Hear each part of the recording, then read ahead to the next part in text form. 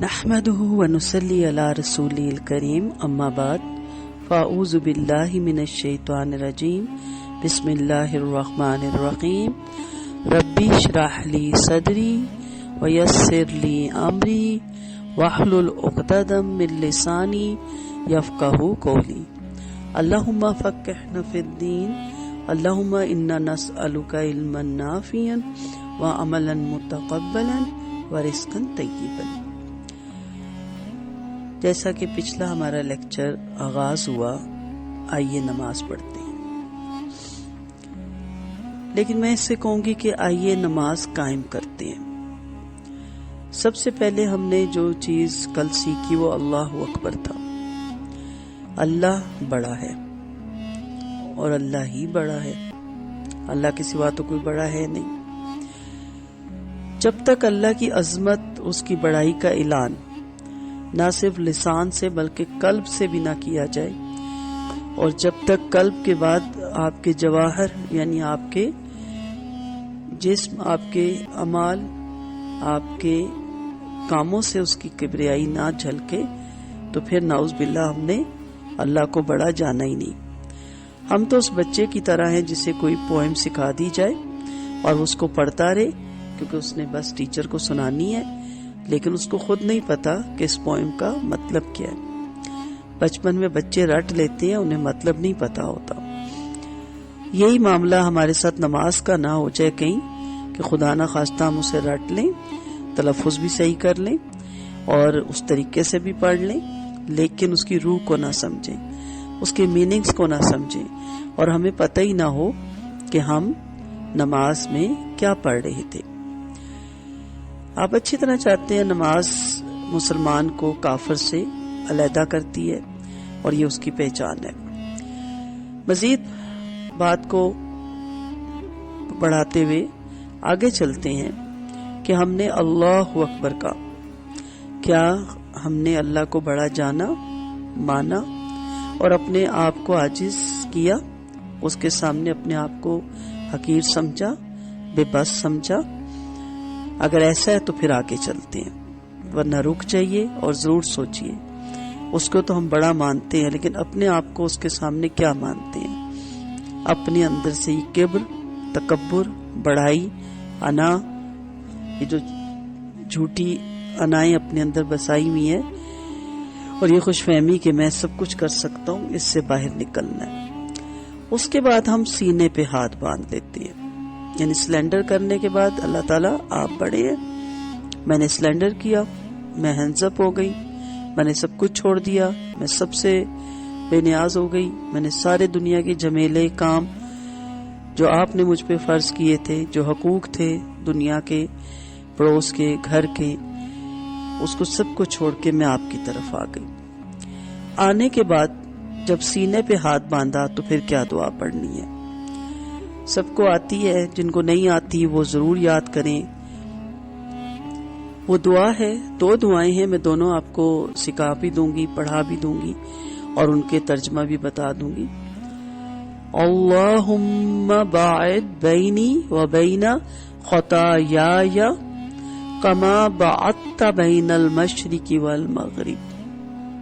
اے اللہ، تو میرے اور میرے گناہوں کے درمیان دوری کر دے، جس طرح تو نے دوری کر رکھی ہے مشرق اور مغرب کے درمیان۔ یہ اپنے رب سے ہم کیوں مانگ رہے ہوتے ہیں؟ کیونکہ بہت سی کمیاں اور کوتاہیاں فجر سے ظہر، ظہر سے عصر، عصر سے مغرب اور مغرب سے عشاء کے درمیان ہو جاتی ہیں۔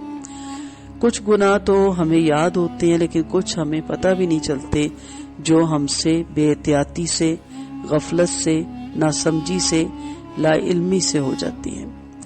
اسی لیے تو وضو کے بارے میں کہتے ہیں کہ جب آپ ہاتھ دھوتے ہیں تو ہاتھ کے گناہ جھڑتے ہیں، اور جب آپ آنکھیں، ناک، منہ دھوتے ہیں تو اس کے گناہ جھڑتے ہیں، اور جب آپ کانوں میں مسح کرتے ہیں تو کان کے گناہ جھڑتے ہیں۔ تو کوئی نہ کوئی ایسی بات جس پہ نظر پڑ جاتی ہے، کوئی نہ کوئی ایسی بات جو کانوں میں پڑ جاتی ہے، اور کوئی نہ کوئی ایسی بات جو منہ سے نکل جاتی ہے۔ اور دوسری صورت میں یہ بھی کہہ لیں کہ بعض گناہ ہمیں اتنے لذیذ لگتے ہیں، اتنے لذت والے ملتے ہیں کہ ہمیں اندازہ بھی نہیں ہوتا، جس میں آپ دیکھ لیں سوشل میڈیا ہے، انٹرنیٹ پہ بیٹھے رہنا، یوٹیوب پہ بیٹھے رہنا، فیس بک پہ بیٹھے رہنا اور وہاں اوٹ پٹانگ بے مقصد لایانی باتیں پڑھتے رہنا، دیکھتے رہنا، ہنستے رہنا، فوش لطیفے، ایک دوسرے کو گالی گلوچ وہاں پہ لوگ دے رہے ہوتے ہیں، فوش مناظر، پھر ٹی وی دیکھتے رہنا، ٹی وی میں ڈرامے دیکھتے رہنا، فلمیں دیکھتے رہنا، سانگ سنتے رہنا، میوزک سنتے رہنا ہر وقت، اور اس کا میوزک اچھا اور اس کی طرز اچھی اور اس کا لہجہ اچھا اور اس کا ڈانس اچھا ہے۔ اور ہمارے گھروں میں کمرہ عبادت تو آج تک نہیں بناتا کوئی، لیکن ٹی وی لانچ سب گھروں میں ہے اور ایسی جگہ رکھا جاتا ہے کہ جہاں سب کی لیے آسانی اور سب بڑے آرام سے دیکھ لیں۔ اور اب تو ہمیں بیڈ روم میں بھی ٹی وی ہے اور اب ٹی وی کی ضرورت نہیں، ہمارے ہاتھوں میں یہ جو چھوٹی سی ڈبی ہے اس میں ساری دنیا سمٹ کے آ گئی ہے۔ یہ ساری چیزیں ہمیں پتہ ہی نہیں چل رہا ہوتا، ہمیں بہت سے گناہوں میں ملوث کر رہی ہوتی ہے، ہماری ذہنیت گندی ہو رہی ہوتی ہے، ہمیں پتہ نہیں چل رہا ہوتا، ہماری سوچیں گندی ہو رہی ہوتی ہیں۔ میں اسے گندا ہی کہوں گی کیونکہ نیگیٹو سوچیں گندی ہی سوچیں ہوتی ہیں، اور نیگیٹو سوچوں سے ہم دماغ کو بیمار کر رہے ہوتے ہیں، دل کو بیمار کر رہے ہوتے ہیں، اور کئی لوگ فلمیں دیکھ دیکھ کے رو رہے ہیں، کوئی ڈرامے دیکھ دیکھ کے غصے میں آ رہے ہیں۔ یہ سب کیا ہے؟ اتنا ہم نے قریب کر رکھا ہے گناہ کو، تو اس میں ہم دعا کیا کر رہے ہوتے ہیں؟ اب شعور سے مانگیے گا، اللہم باعد بینی و بین خطایای کما بعدت بین المشرق والمغرب۔ الہی تو میرے اور میرے گناہوں کے درمیان دوری کر دے، یعنی میں کمزور، بے بس، لاچار، غفلتوں میں بھٹکا ہوا، تیری توفیق کے بغیر ان گناہوں سے ہم نہیں بچ سکیں گے۔ چھوڑنا چاہتے ہیں نا ہم، گناہ چھوٹتے نہیں، تو اس کے لیے اللہ کو پکارنا ہے، یا اللہ آپ دوری کریں، آپ توفیق دیں، آپ ایسے اسباب پیدا کریں، آپ مجھے ہمت دیں، آپ مجھے ایسے لوگوں سے ملائیں، آپ مجھے ایسی محفلوں اور مجلسوں کے ساتھ جوڑیں کہ گناہ مجھ سے دور ہو جائیں اور میں ان سے دور ہو جاؤں، مجھے ان سے نفرت ہو جائے، مجھے ان سے کوئی دلچسپی نہ رہے اور مجھے گناہ لگے، نہ کہ آج کی ضرورت لگے۔ کتنی دوری؟ جتنی مشرق اور مغرب کے درمیان ہے، یعنی میں مشرق کی طرف جاؤں تو مغرب دور ہو جاتا ہے اور میں مغرب کی طرف جاؤں تو مشرق دور ہو جائے۔ میں اس طرح دور ہو جاؤں کہ گناہ مجھ سے اتنے دور ہو جائے کہ میں مشرق میں کھڑا ہوں تو گناہ مغرب میں ہوں، میں ان کو پا نہ سکوں، وہ مجھے نہ پا سکے۔ یہ دعا آپ نماز میں اپنے رب سے مانگ رہے ہوتے ہیں، اور پھر آپ مانگتے ہیں اللہم نقینی من الخطایا کما ینقی الثوب الابیض من الدنس۔ اے اللہ تو مجھے گناہوں سے اس طرح پاک کر دے جس طرح سفید کپڑا میل سے صاف کر دیا جاتا ہے۔ یعنی جب آپ کپڑا دھوتے ہیں تو وائٹ کپڑے پہ زیادہ محنت لگتی ہے نا، کیونکہ اس پہ داغ دھبے کلر سامنے نظر آتا ہے، پھر اس کو صاف سفید کرنے کے لیے ہم بلیچ بھی ڈالتے ہیں، پھر مزید سفید کرنے کے لیے بھی بہت سی چیزیں ہوتی ہیں، اس کو بار بار دیکھتے ہیں۔ کیوں؟ کیونکہ جب آپ وائٹ کپڑے پہن کے نکلتے ہیں تو اس پہ ہلکا سا داغ بھی نا نمایاں نظر آتا ہے، جبکہ کسی اور کلر کے کپڑے ہوں تو پتہ نہیں چلتا۔ ہم دعا کر رہے ہوتے ہیں کہ اللہ تعالیٰ اس طرح مجھے صاف پاک کر کہ جب میں تیرے پاس آؤں تو کوئی دور سے ہلکا سا بھی ایسا داغ نظر نہ آئے جس سے گناہ میرے جسم پہ، میرے دل پہ نظر آئے۔ تو جس طرح ہم اپنے کپڑوں کو سفید کرتے ہیں، پھر ان کو پریس کرتے ہیں اور اس وقت تک پریس کرتے ہیں جب تک ان میں سے ایک ایک سلوٹ نہ نکل جائے، اس طرح گناہوں سے اپنے آپ کو بچائیں۔ اور آپ دیکھیں کہ دھونے کے لیے آپ کو بہت سی ایسی چیزوں کی ضرورت ہوتی ہے جس میں پانی بھی ہے، صابن ہے یا صرف ہے۔ اس طرح اپنے گناہوں سے اپنے آپ کو پاک کرنے کے لیے سب سے پہلی چیز تو اللہ سے دعا ہے، گڑ گڑا کے مانگیں کہ اللہ میں گناہوں میں لتھڑا ہوا ہوں، میں گناہوں کی پلیتی میں بھرا ہوا ہوں، میں اپنے آپ کو اس سے نہیں بچا پا رہا۔ اور پھر اس کے لیے ایسے صابن یا صرف ایسے لوگوں میں بیٹھیں جو نیک ہیں، جو نمازوں کی حفاظت کرتے ہیں، جو نماز ریگولر پڑھتے ہیں، جو گناہوں کا پتہ بتاتے ہیں، ایسی مجلسوں میں جائیں۔ اور اس کے بعد پھر اس کو جب پریس کرتے ہیں آپ تو کس سے؟ استری کی تار ہوتی ہے نا، تار کے آگے سوئچ ہوتا ہے، پھر بھی استری نہیں چلتی، سوئچ کو کہاں لگاتے ہیں آپ؟ جب اس کو اس کے سوئچ کے ساتھ کنیکشن کرتے ہیں اور اس کو آن کرتے ہیں، پیچھے سے لائٹ آتی ہے، وہ بجلی آتی ہے، وہ اس کے اندر آتی ہے اور وہ استری جو ہے آپ کا کپڑا اس کی ایک ایک سلوٹ ٹھیک کر دیتی ہے. تو ہمیں اپنے تار اللہ سے جوڑنا ہے. جب تک ہمارا تار اللہ سے نہیں جڑا ہوا ہماری یہ کپڑوں کی سلوٹیں نہیں سیدھی ہوں گی. تو یہ تار جوڑنا نہایت ضروری ہے. ٹھیک ہے. بعض دفعہ ہم چارجر جلدی سے لگاتے ہیں، آن کرنا بھول جاتے ہیں. ہم بڑی خوشی آتے ہیں گھنٹے بعد کہ موبائل چارج ہو گیا ہوگا، دیکھے تو نہیں. اب چیک کیا تو پتہ چلا پیچھے سے بٹن ہی آن کرنا بھول گئی. تو ہمارا اور رب کے درمیان جو کنیکشن ہے نا قرآن کا، نماز کا، اس کو آن کریں اور اپنے آپ کو اپنے رب سے پھر یہ دعا مانگے کہ اے اللہ تعالی اللہم نقنی من الخطایا کما ینقی الثوب الابیض من الدنس. پھر ہم یہیں پہ دعا مانگتے ہیں اللہم اغسل خطایای بالماء والثلج والبرد. اے اللہ آپ میرے گناہوں کو دھو دیں پانی، برف اور اولوں سے.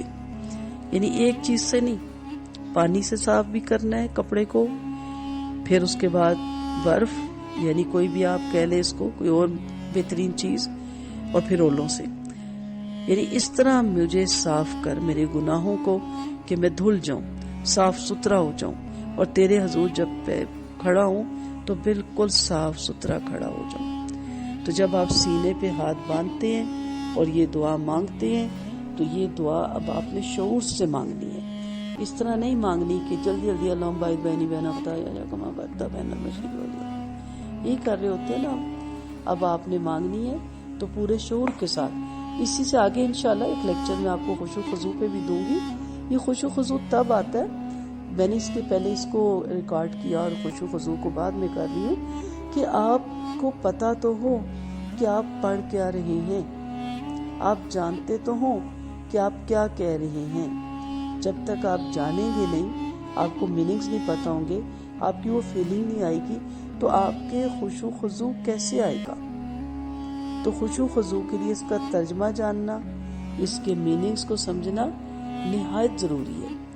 انشاءاللہ خشوع خضوع پہ بھی تفصیل سے بات کریں گے کہ اس کس کا نام ہے.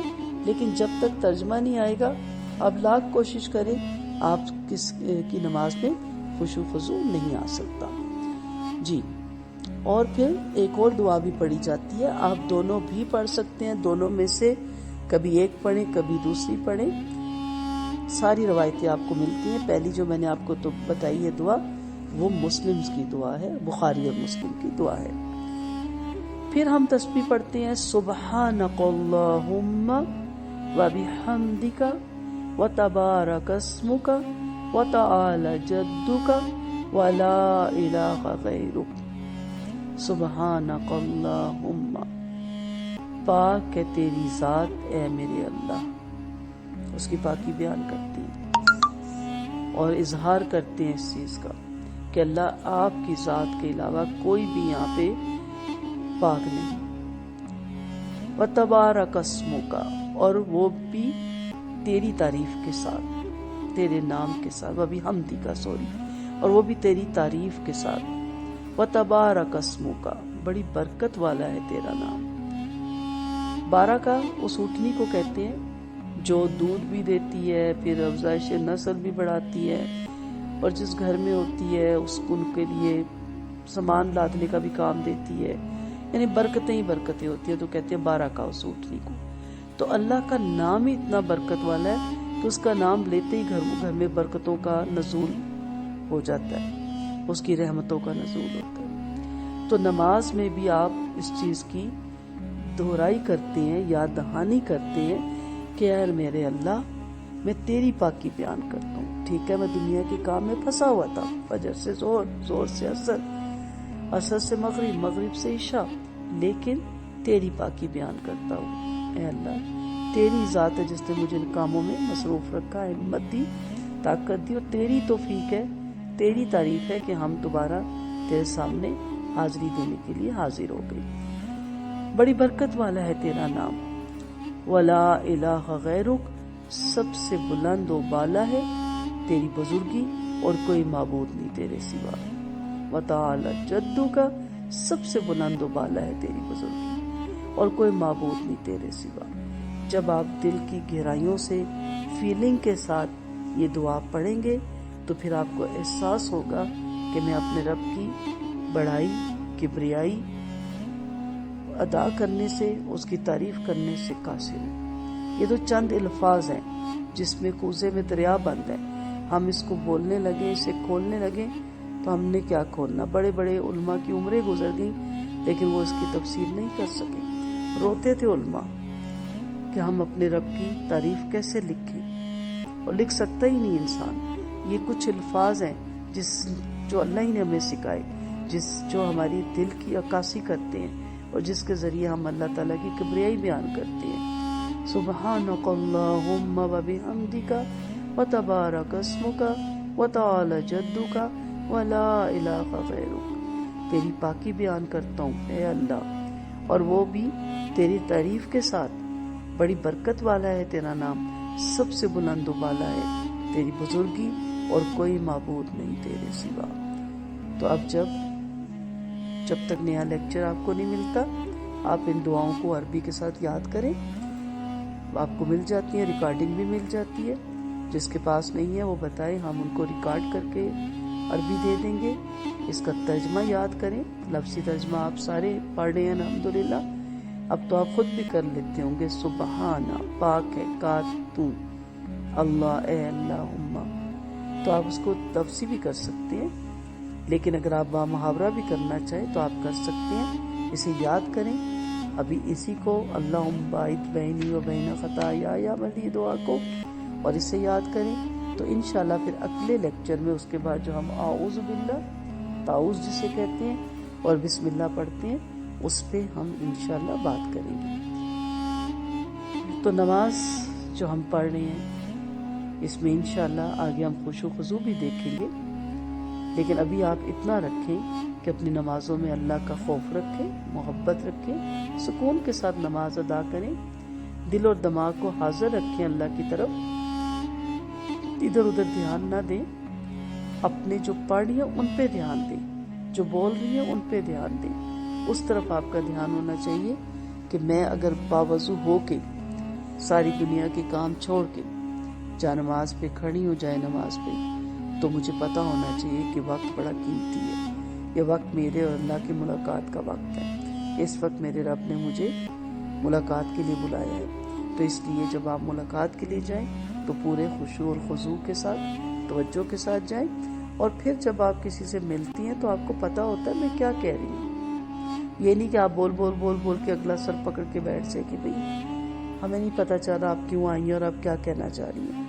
آپ پوری توجہ کے ساتھ بتاتی ہیں کہ یہ میرے آنے کا مقصد ہے، تو اللہ کے پاس بھی پوری توجہ کے ساتھ حاضری دیں اور اس میں کہیں کہ اللہ میرے گناہوں کے درمیان دوری کر دے، میرے اور میرے گناہوں کے درمیان دوری کر دے، مشرق مغرب کی جیسی دوری، مجھے گناہوں سے پاک کر دے جس طرح سفید کپڑے کو صاف کیا جاتا ہے، میرے گناہوں کو دھو دے پانی سے، برف سے، اولے سے، اور دعا مانگیں، اس کی تعریف کریں کہ اللہ یہ سب کچھ آپ کر سکتے، کیوں؟